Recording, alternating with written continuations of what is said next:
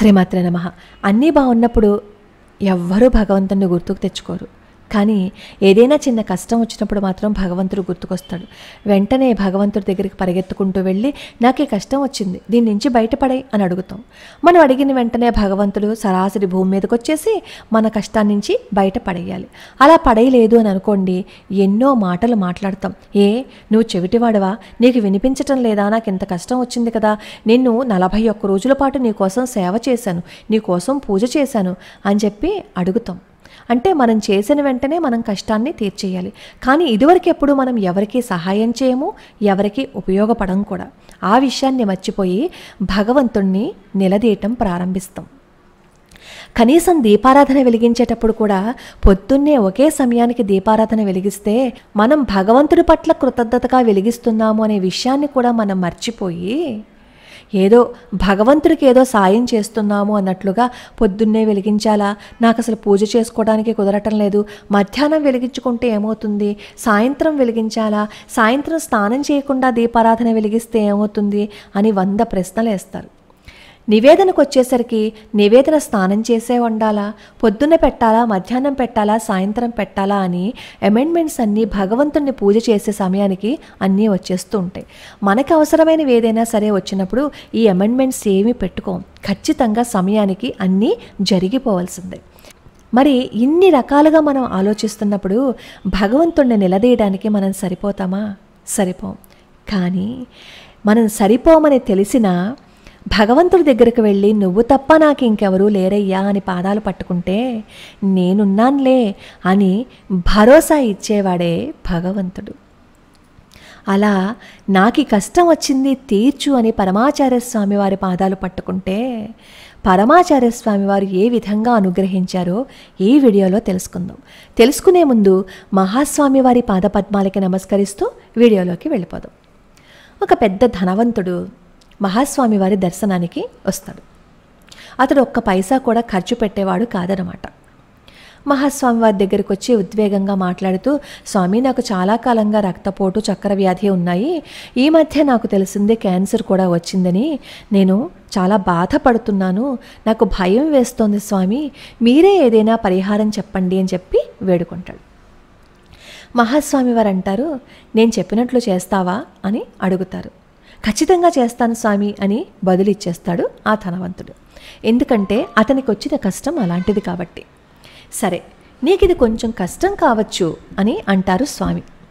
పర్వాలేదు, నాకు ఈ రోగాల నుంచి విముక్తి లభిస్తే చాలు పెరియవా, మీరు ఏం చెప్తే అదే చేస్తాను, నాకు కావాల్సింది ఈ రక్తపోటు, షుగరు, క్యాన్సరు, దీని నుంచి బయటపడిపోతే చాలు అంటూ కన్నీళ్లు పెట్టుకుంటాడు ఆ ధనవంతుడు. అసలు మామూలుగా మహాస్వామి వారికి ఏ కారణం లేకుండానే అన్ని ప్రాణుల యందు అపారమైన దయ ఉంటుంది. మరి ఇప్పుడు ఇతని బాధలో ఉండి, స్వామి నువ్వు తప్ప నాకు ఇంకెవరూ లేరు, నన్ను రక్షించు అని శరణాగతి చేస్తే స్వామివారు అతన్ని వదిలేస్తారా? మహాస్వామి వారు అతనితో చెప్తారు, బావిలో నీళ్లుంటాయి కానీ ఆ బావి ఎప్పుడు ఆ నీళ్లు తనవి అని ఎప్పుడూ తాగలేదు. చెట్లకి పళ్ళు కాస్తాయి కానీ అవి ఎప్పుడు ఇవి నా పళ్ళు, నేను మాత్రమే తింటాను అని ఎప్పుడూ అనదు. ఆవు పాలిస్తుంది కానీ తన పాలు ఎప్పుడూ తను తాగదు. ఎన్నో చెట్లు, పాదులు కూరగాయలను ఇస్తాయి కానీ అవి తమ కోసం ఎప్పుడూ దాచుకోలేదు. ఇవన్నీ చూసినప్పుడు నీకేమనిపిస్తుంది? ఈ చెట్లు, ప్రాణులు ఇంత పరోపకారం చేస్తున్నాయి కదా, మరి ఇంత విభూతి కలిగిన మనిషి ఎంత ఉపకారం చెయ్యాలి అని అనిపించటం లేదా? నీ దగ్గర చాలా ధనం ఉంది కదా, నువ్వు ఎప్పుడైనా దాన్ని నీకోసం కానీ ఇతరుల కోసం కానీ ఖర్చు పెట్టావా?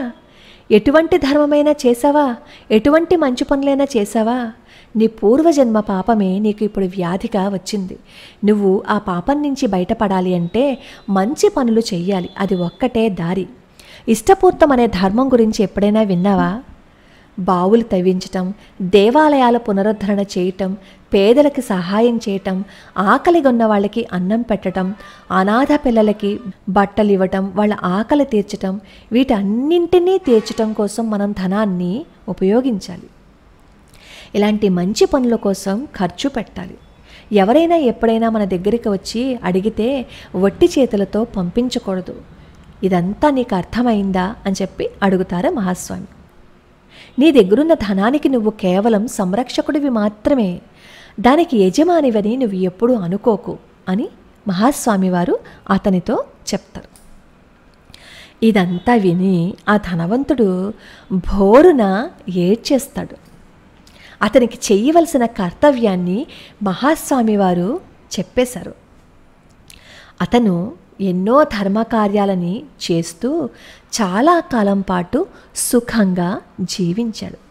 ఎప్పుడైనా సరే మన పూర్వజన్మ కర్మ మనల్ని అలా వెంటాడుతూ ఎప్పటికీ ఈ కష్టం తీరటం లేదు అని బాధపడుతున్నప్పుడు ఇలాంటి ధర్మ కార్యాలు చేయాలి.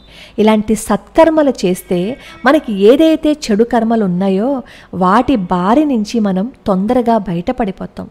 ఆ కర్మలు చాలా తొందరగా తీరిపోతాయి. అందుకే మనిషి జన్మ ఎత్తినందుకు ఈ జన్మలో మనం దుష్కర్మలు చేయకుండా సత్కర్మలు చేసుకుంటూ ఉంటే పూర్వజన్మలో వచ్చిన చెడు కర్మ ఫలితాన్ని తగ్గించుకోవటం మాత్రమే కాకుండా వచ్చే జన్మ మనకి మంచి జన్మ వస్తుంది. ఆ విషయాన్ని మనం ఎప్పుడు గుర్తుపెట్టుకోవాలి. తల్లి గర్భం నుంచి వచ్చేటప్పుడు ఎప్పుడైనా ధనాన్ని తీసుకొచ్చామా? వెళ్ళిపోయేటప్పుడు మన వెంట రావడానికి ఈ డబ్బంతా మనదే, మనతో పాటు వస్తుంది అని అనుకోవటం ఒక ఫూలిష్నెస్.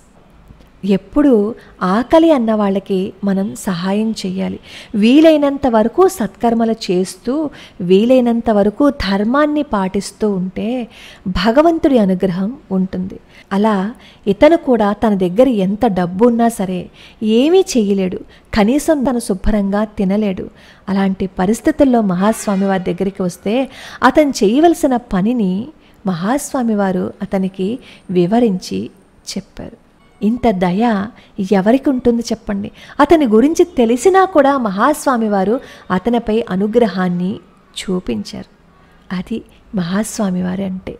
అపార కరుణా సింధుం జ్ఞానదం శాంతరూపిణం శ్రీ చంద్రశేఖర గురుం ప్రణమామి ముదాన్వహం.